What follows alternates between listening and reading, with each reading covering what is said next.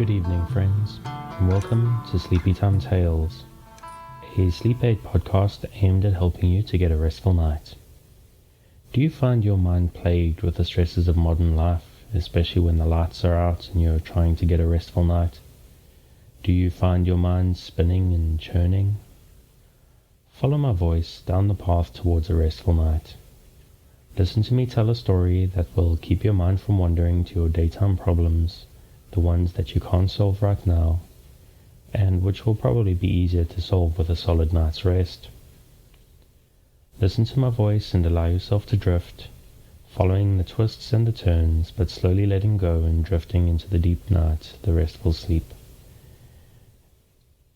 Embrace a mindset of focused relaxation rather than the spinning confusion many of us insomniacs face at night.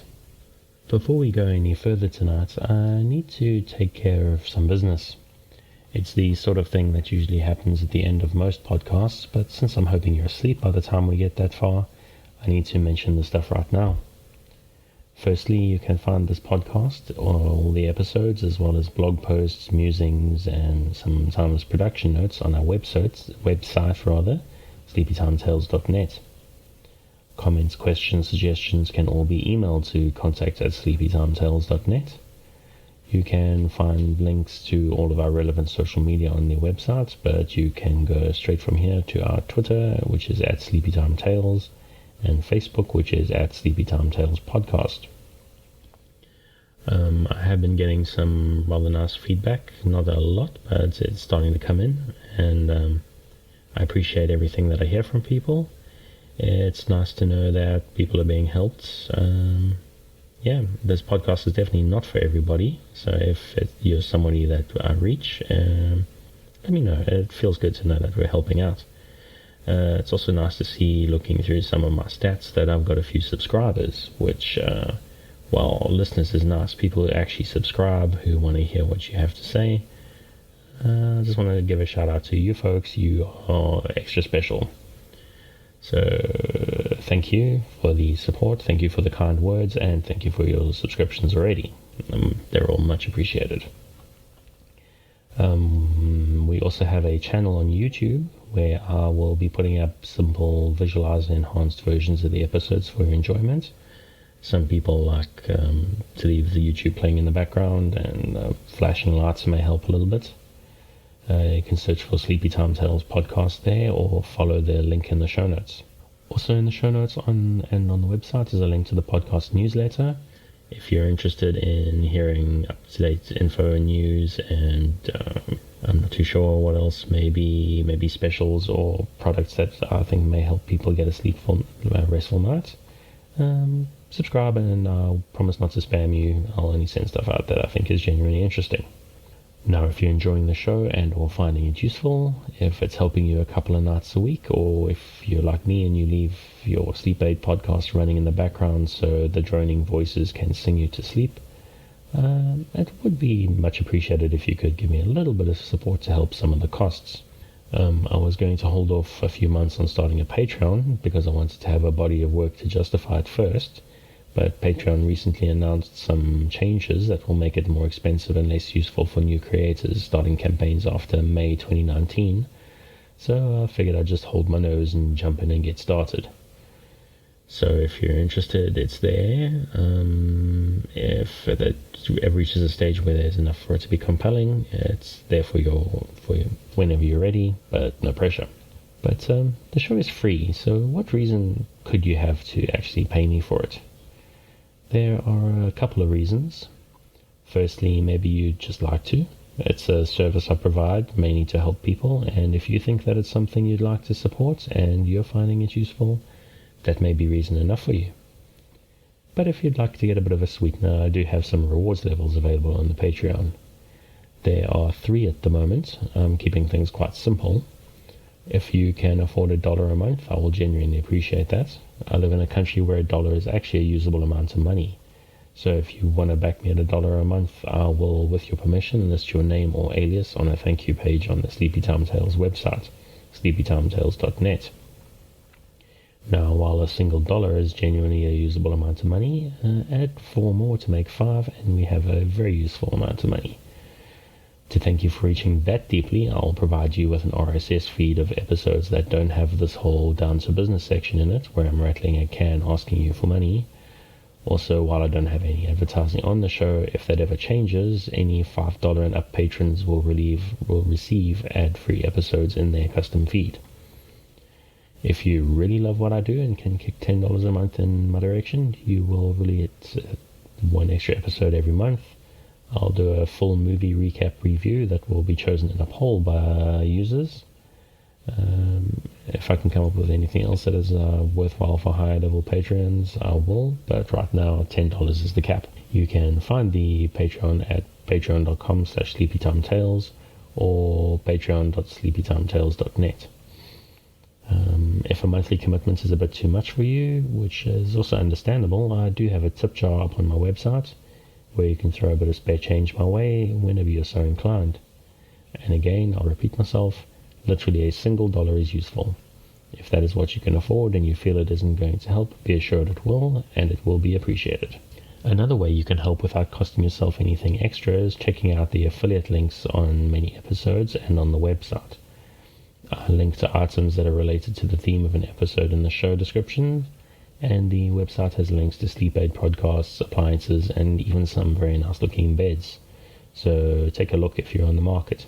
Another way you can help without actually costing yourself any money is rate and review the podcast on whatever your service of choice is. The show can be found on Apple Podcasts, Google Podcasts, Stitcher, Spotify. I was using SoundCloud, but I ran out of space on the free service, so I think I'm going to cut that until I can cover a subscription on that. But of course, if you found it, you already know where to find it. A 5-star review will get the show in front of more people, and the more people who find it, the more people have a chance of helping find a good night's sleep. Also, any interesting or funny reviews that I get, I will read out at the end of an episode. And also, if this show helps you find a good night's sleep, it may help others. So other than reviews, also please share the show on your social media or to any friends or family you think it may help. Even if it doesn't help you, it may help somebody else, because everyone who suffers sleepless nights is usually open to options. Even if it doesn't necessarily work for one person, it may work for someone else. The music in this episode and all episodes thus far is Un Désert by Kumiko. Their music is available on the Free Music Archive. I've linked their website and their Patreon in the show notes, as they have some very cool stuff released under various different names that I definitely would recommend checking out, especially if you need music for media of your own. That's enough of business. Now back to the fun part. So what exactly is Sleepy Time Tales, and what is a sleep aid podcast? To answer your question, let me start with a common problem.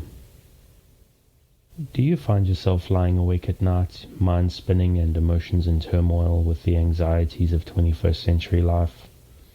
Do you wake up in the middle of the night and find yourself not quite able to doze back off at 3 a.m.? I'm here to help. My name is Dave, and I'm your narrator, here to talk you into a restful night. I'm someone who has struggled to sleep ever since I was a baby. My parents had sleepless nights with me for many years, and even once I got old enough not to bother them, I struggled to sleep a lot. I discovered far too late in life that droning male voices have the tendency to put me into a deep sleep. I learned this when I was listening to podcasts at bedtime, or sometimes even during the day when I was at home because I was doing shift work. Eventually I found out that sleep podcasts are a thing. There are quite a lot that read old stories out, and some for adults and many for children. Over time I've also discovered that there are a few specifically designed for the purpose of distracting the restless mind. Some work very well for me, but when I've recommended them to other people, it hasn't always worked for them for various reasons. Often the narrator's voice. So I thought, I've got a boring, drony voice. Maybe I could try something similar and help people that those other podcasts can't reach. So here I am. This intro will go on for a few minutes as I explain the idea behind the podcast and why I think that listening to me will help you. Then after the intro, the story will begin. Before the story starts, try to wind down and grab yourself a glass of water, turn out the lights, and prepare yourself for the experience of sleeping as we prepare to go on a journey together to a restful night's sleep. Or maybe we shouldn't think about it as a journey. Maybe what we're doing is building a space for you, a safe space, a mental nest for you to settle into. The idea is that you listen to me closely as I tell you tonight's story, that you listen and stop the spinning mind that prevents you, like me some nights, from having a restful night's sleep. The story I will tell is going to be kind of boring and pointless, and the plan is that it engages your attention just enough to stop your mind from spinning into overdrive, as happens to us insomniacs at bedtime. It's important though not to force it. Allow the process to happen naturally. Just keep a light mental grip on the thread of my voice and allow the natural need to sleep to slowly wind you down. I'm hoping that you're asleep before I get to the end of the episode, but don't feel pressurized. It may not work on the first night. Maybe it will take a few nights for you to get used to listening to my voice. Maybe my accent is strange to you. Maybe one episode just isn't long enough. It's very important though that you try to relax, and if you're new to the show and prone to late nights lying staring at the ceiling, it may take a while, even a few days, for this to work for you. So listen to the sound of my voice as I tell you a tale. After a few weeks of experimentation, I've settled into something of a routine and plan with episodes. I'm going to mix it up between original, mostly improvised stories, TV episode recaps, and recountings of events from mythology. Unfortunately, my attempt at doing 2 episodes a week has proved too ambitious, as I wasn't getting enough sleep myself, as I was always up late editing. So I'm going back to an episode a week for a while, but I may have extras for you every now and then. Subscribe on your podcast service of choice to keep in the loop. If you, the listener, find some kinds of things work better than others, feel free to let me know through my social media or the email that I provided earlier. Tonight we are returning to one of our earlier stories, which was the tale of a ship, one of many, a spaceship that in the year 2360 set out to leave the Earth's solar system. It's based on a sort of sci-fi concept that I've had bubbling in my head for a long time now, for a few years, so I thought this was an opportunity to roll it out and start building up the ideas. So here we are. Get ready, queue up a few episodes, or just run through the backlog. What I do with a sleep podcast is I just let it stream all night. I lie down in the dark with my earbuds in and let it run. Sometimes when I wake up at 3 a.m. the stream is still running and I'll let the voices waft me back to sleep. Sometimes I wake up 30 minutes before my alarm goes. Usually I just carry on listening, and it sometimes knocks me right back out. Let me tell you that 30 minutes is sometimes the most restful part of my night. There's something about allowing yourself to relax completely right before the alarm that just satisfies on a deep, deep level. So you have the basic idea. You relax and you lie in the dark while I spin you a story. So relax, dear listener, my nighttime friend who has elected to lie in the dark listening to my voice. Every week when I think about it, it strikes me that sounds a bit strange. You're inviting me, a stranger from somewhere in the world, probably far away, to speak to you in your sleep, to speak you to sleep. But you'll always be safe with me. I'm here to help you relax, to improve your life in a small way, or maybe not so small. People don't sleep very well these days, and it makes their lives harder. So I'm here to do my small part to help you in a big way, to help you to face tomorrow and the day after, well rested and better able to cope and process. I'm going to tell mostly feel-good stories, maybe a few mysteries. I'm not going to focus on any of the bad parts of modern life that keep us awake.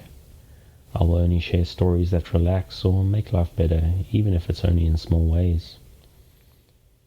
I believe very strongly in the benefits of kindness. I want to be kind to you. I want to share kindness with you. I want you to be kind to yourself. Don't beat yourself up or rebuke yourself over not sleeping. Don't get tense if you just can't get yourself over the edge of sleep, even with me here in your ears trying to help. Frustration is one of the great enemies of a good night's sleep. The intention with this podcast is to short-circuit that frustration, to distract the feeling we get when we blame ourselves for not being able to let go and drift off into the dark. Take a deep breath and forgive the fact that you can't sleep, and let my voice wash over you and under you. Take another breath. Imagine the warm darkness rising up, inviting you to sleep into a better life starting tomorrow. And if you can't let go, forgive yourself and try again tomorrow.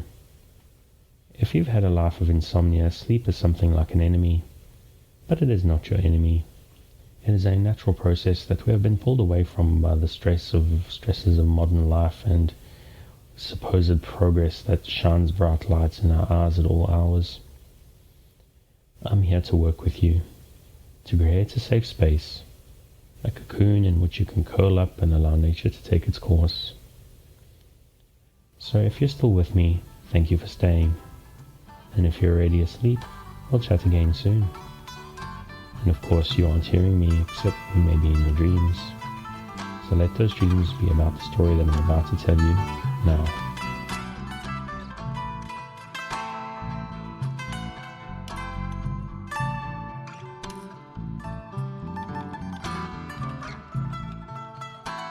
If you've been following along with Sleepy Time Tales since the early days, our third episode involved a story about one out of many constant acceleration drive ships that decided to leave the Sol system, our own solar system, in the future year of 2360.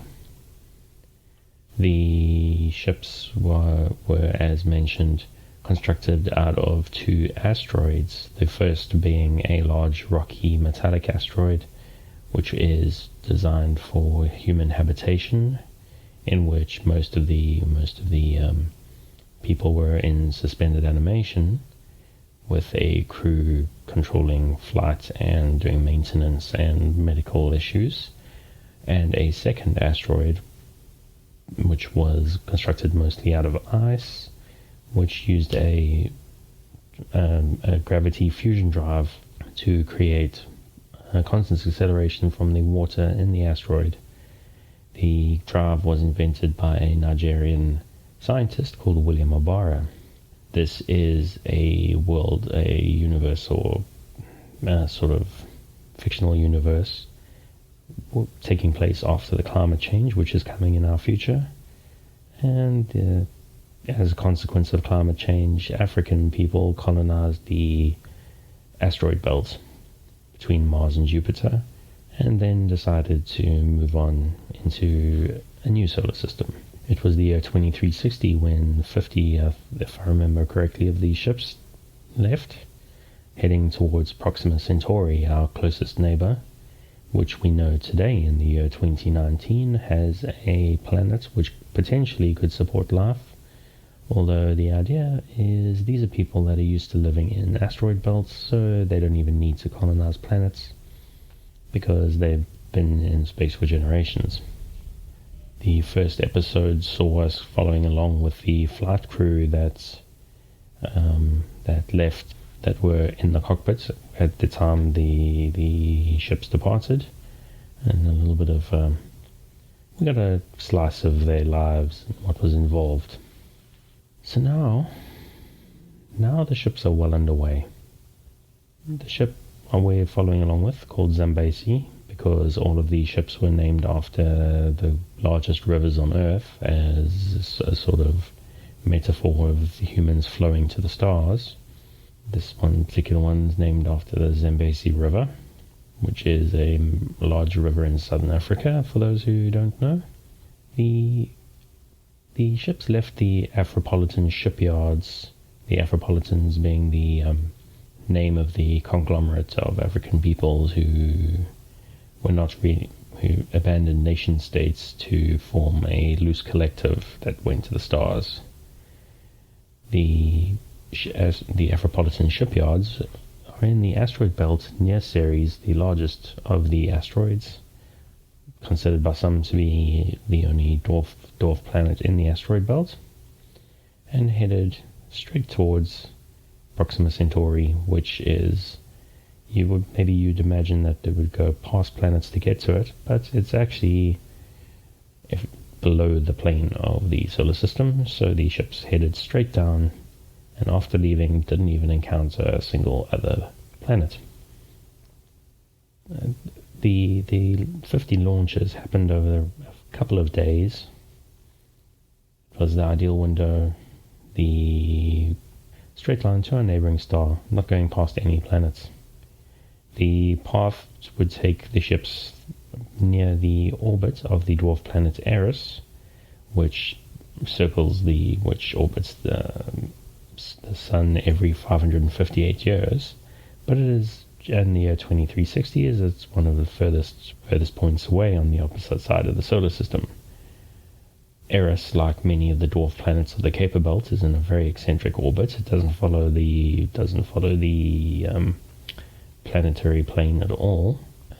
Eris is actually an interesting little astronomical body. It was the discovery of Eris, which was nicknamed Xena, when it was initially found, because it began with the letter X, and they thought it was going to be the 10th planet in our solar system. However, the discovery of Eris, being very tiny, prompted the astronomical authorities to actually, for the first time ever, define what a planet really is. Unfortunately, rather than Eris becoming a planet itself, they decided to kick Pluto out of the club of planets as well, cutting our 9 planets into 8. Also, at some point, rather than being named after a fictional TV character, which was loosely based on Greek mythology, they decided to name it after Eris, the Greek goddess of discord. Eris, like Pluto, is mostly made of ice. The Kuiper Belt is a very large asteroid belt that's outside the orbit of Neptune. It, unlike the inner asteroid belt, seems to be mostly made of ice. It was thought for a long time that comets came from the Kuiper Belt, but it's actually now thought that most of the comets that come through our solar system come from much further away in the Oort cloud, which is a spherical cluster of astronomical bodies, mostly made of ice and dust, that starts about 2,000 astronomical units away from the Sun and goes way, way further out than that. Eris, like Pluto, is made of ice and various hydrocarbons, methane, and that sort of thing. And yeah, it's on a very eccentric orbit, as I was saying, but the ships of the Afropolitan expedition didn't cross its path. Well, they crossed its path, but it was very far away at the time. When you're moving at relativistic speeds get crazy and distances shrink very fast. Accelerating at 1g gets the ships to a very solid fraction of the speed of light. The Oort cloud, which is 2,000 astronomical units from the Sun, as I mentioned earlier, astronomical units are the distance of the Sun to the Earth. So I go 1,999 times further, and that's the distance the beginning of the Oort cloud is. The Oort cloud is made of, as I said, mostly, well, that's where the comets come from. The bodies there are all, as far as we know, made of ice and dust.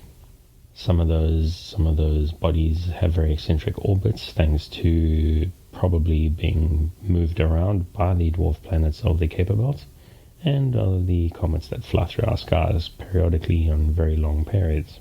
As I mentioned in the previous episode, the crews on the ships were rotated fairly regularly.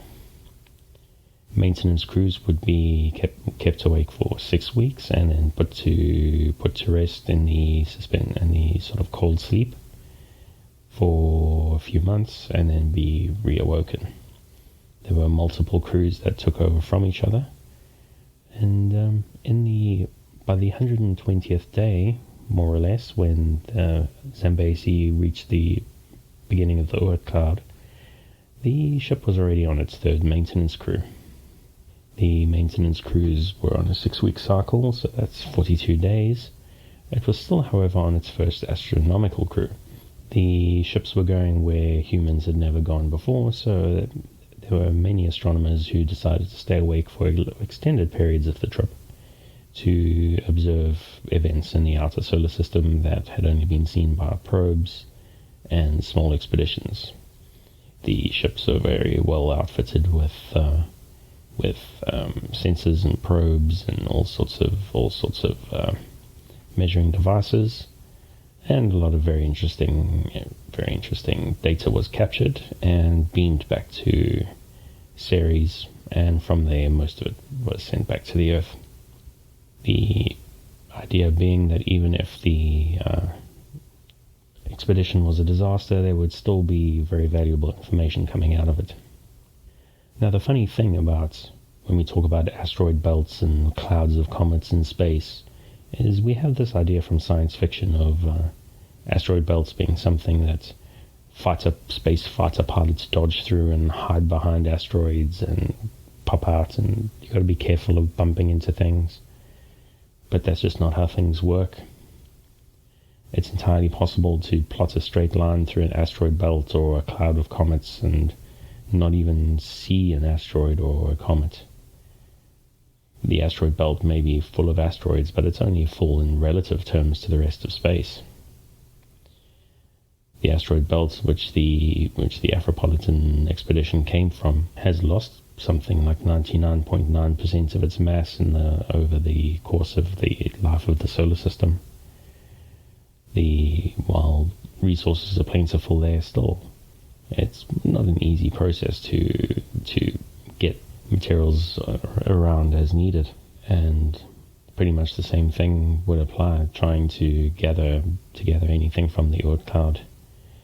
It is said that the distances between comets in the Oort cloud, due to the huge vastness of space, they're about as far from each other as the Earth is from the planet Saturn. So the ships got through without any kind of encounters with asteroids, the sort of thing that makes science fiction so exciting. There's no need for point defense systems to blow up asteroids ahead. In the previous episode, the Zambezi did encounter a small asteroid that made a minor crack in the shell of the leading rocky metallic asteroid. But that's a very rare occurrence. The rest of the ships never encountered anything of the sort. And so they plunged into the Oort cloud. The Oort cloud, difficult to even call it a cloud really. It's just a cloud of a sphere of rocky metallic, well, no, not metallic, rocky, icy, dusty balls of rock of mess really. Some of the theories of comets is that they're basically just dirty snowballs. While they could see plenty of them with the instruments that they had, the telescopes and monitors, they didn't even get close enough to send out probes to take samples. Well, the scientists probably would have liked to have taken some samples. The major purpose of the expedition was to not hit anything, so this was all according to plan. So what do maintenance crews do on a interstellar spaceship? On their 6-week awake cycles. This is the year 2360 after all. Most things are robotic. There's no need for janitors to push mops. There's no need for what in this day and age we may call unskilled labor, although believe me, there's a lot of skills in being a janitor that is eternally unappreciated. I don't necessarily like to use the term menial labor. It seems a little bit degrading, but I think it's probably one of the best ways to refer to people, the workers who keep the grease of who grease the axles of society, who clean the streets and clean your toilets and all that sort of thing. The year is 2360 and we're in space and there are no streets to clean, and small robots, automated devices do most of the grunt work. The great joy of this, and especially in the asteroid belt, where while the danger was never far away, occasionally asteroids do bang into each other, despite the fact that most of them are very far apart. The resources were pretty plentiful. No one needed to starve. No one went hungry. No one was forced to work to feed their families. But people liked to work for their own satisfaction and to help contribute to the greater good. So while the basic maintenance on the Zambezi was largely automated, little robots and toilets cleaned themselves and showers cleaned themselves, the maintenance crews still used to go around and inspect robots and do little bits and pieces that sometimes the robots missed, or they just felt better doing themselves. Because there was no need for unskilled menial labor the way we do in the 21st century, even your most basic entry-level worker was an engineer or a technician of some kind. No one had to take lousy jobs and support their families. They could study and grow their minds and follow their hearts and their dreams as much as they wished. So even roles you may think were fairly menial in a spaceship, the guys who, they didn't necessarily clean the toilets, but they kept an eye on the equipment that was responsible for cleaning of the toilets. They were all engineers and the sort. So you have these engineers who are going around and keeping an eye on things. You've got astronomers and medical professionals. Doctors are very important in space flights because the human body is not designed for microgravity or zero gravity. The ships of the fleet were under constant acceleration, moving forward at 1G. But for a lot of the people who grew up in the asteroid belt, this was actually the first time they felt something like gravity consistently, pretty much their entire lives. Sport and that sort of thing was very important to the people of the asteroid belts. It's important to keep the body working, keep the body fit, so that the degradation of microgravity doesn't cause too much harm. Some of the engineers had also worked as miners and soldiers, so their bodies were actually enhanced with cybernetics. Their joints were reinforced, and they could clip into various types of harnesses and exosuits and exoskeletons, depending on the work that they wanted to do.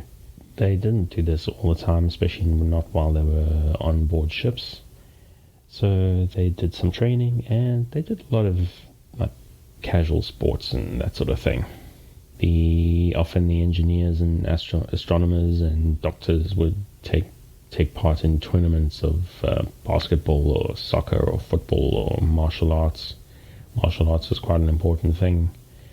The part of the training for the expedition included sort of military style training.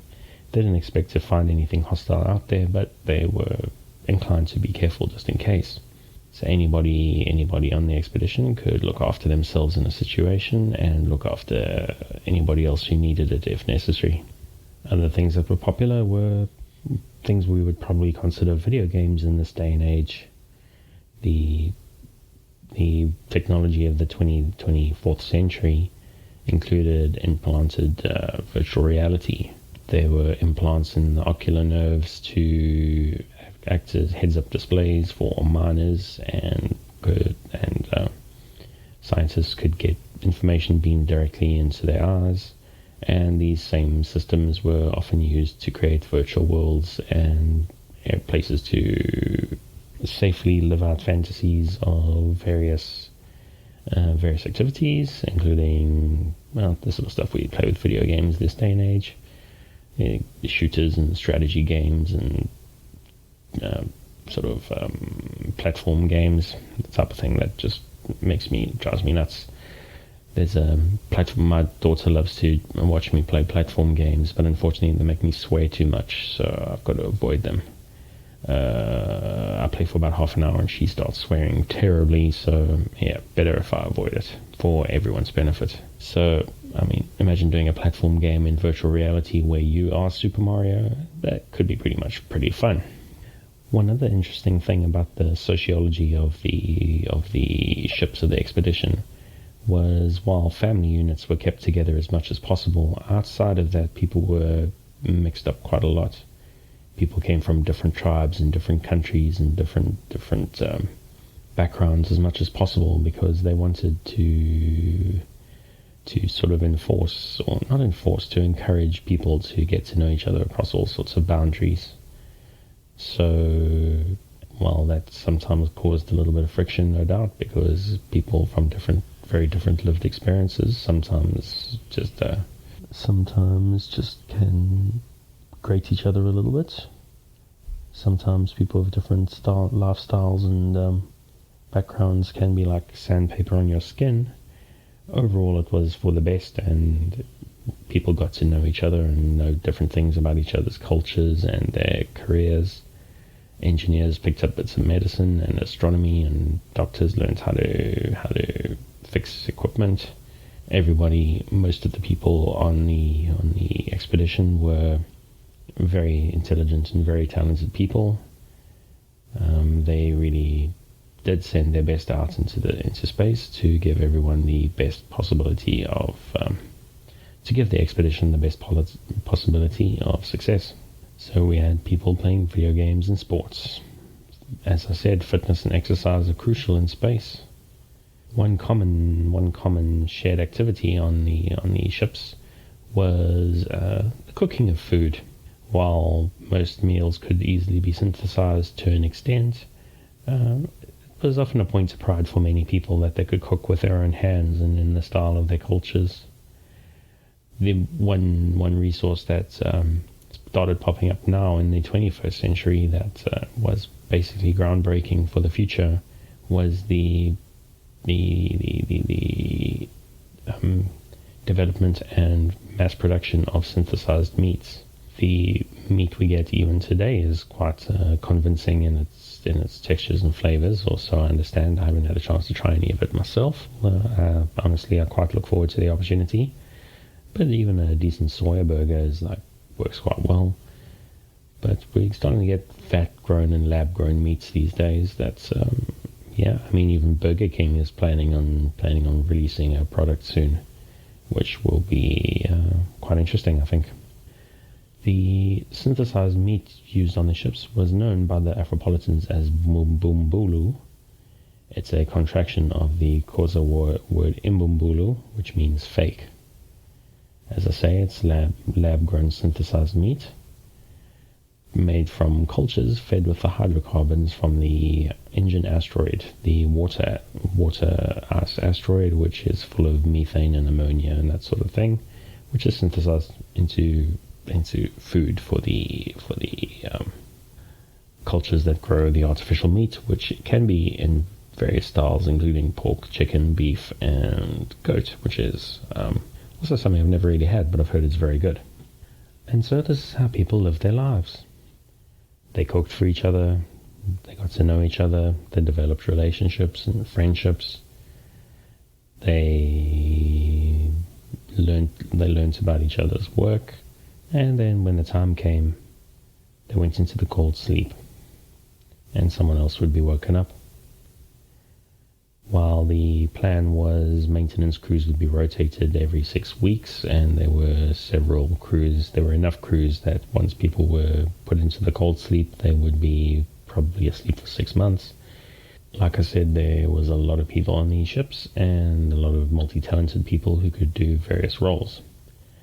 Very often astronomers were scheduled for 150 days of being awake and then 450 days of sleeping, but if they were busy with studies that fascinated them, they often elected to stay awake longer. I think astronomers also tend to be more used to spending time alone, so they probably weren't overly concerned about going space crazy or something, because astronomers often spend time in looking at computer screens with very little company. At least this is what TV's taught me. If there's any astronomers who want to correct me, please feel free. I look forward to hearing from you. And so they went, rotating in and out. They went through the Kuiper Belt, full of largely icy I see asteroids and dwarf planets like Eris and Pluto. And then after 120 days, much further out than the Kuiper Belt, I didn't actually do a calculation to do the time to get to the Kuiper Belt, but I'm going to link you to a very cool tool which allows you to do relativistic calculations, distance calculations, which has been very helpful for me for this episode, and will be for episodes and this theme going forward. And so they went through the Kuiper Belt and then plunged into the Oort cloud, and they became interplanetary. Okay, so that's the end of my story for tonight. I'm going to refer to a couple of little things that I found that were quite interesting. One of the tools that I found that's quite handy was a solar system scope, which everything I mention is going to be linked in the show notes. It's a very, very cool 3D real-time tool that you can use to model the movements of pretty much everything in space as far as I can tell. The one criticism I have of it is that you can't just like type in a date. For me to get to 2360, I had to hold down an arrow I had to set it to run for a year a second, which takes quite a long time when you're looking at like 200 odd years. But it's very good modeling the movements of the planets and stars and even spacecraft, and gave me an idea of where Proxima Centauri actually is, because when we started out I assumed it was kind of horizontally in line with our solar system, and I turned out to be very wrong there, so that was pretty interesting to learn. I also learned about the dwarf planet Eris, which, as I mentioned, was the thing that was responsible for the fact that Pluto is no longer a planet, which is quite funny to think about, to be honest. They discovered a new planet and decided, no, let's rather change what everything's called instead. Eris was discovered in January 2005 by a Palomar Observatory-based team, and it was named Eris in 2006 after, as I said, being named after Xena, warrior princess, for the whole time up to that. There's quite a lot of interesting details about Eris. I'd recommend you take a look at its Wikipedia page, which I've linked. Yeah, there's some quite interesting stuff here about the discovery of dwarf planets in the Kuiper Belt, and oh man, you think you know about the solar system, and you start doing a little bit of research and you find there's a lot of strange stuff out there that you would never have thought about, especially coming through high school education, which tends to be quite dated. And I mean, I was in high school nearly 20 years ago as well, so a lot's changed since then. So yeah, check out the links in the show notes for information about Eris, information about the solar system in general, and a very cool calculator that will help you calculate really mind-blowing interstellar distances. So thank you for joining me.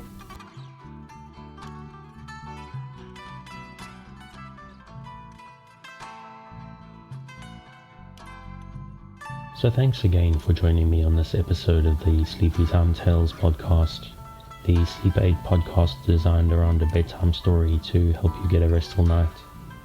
New episodes will be released every Sunday to help give you something fresh to help you rest in the new week, but make sure to subscribe in whatever service you use so that you get new episodes and maybe the odd bonus whenever they come out.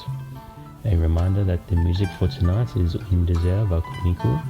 Check out more of their work on their website and their Patreon, which you will find linked in the show notes. And good night and sweet dreams.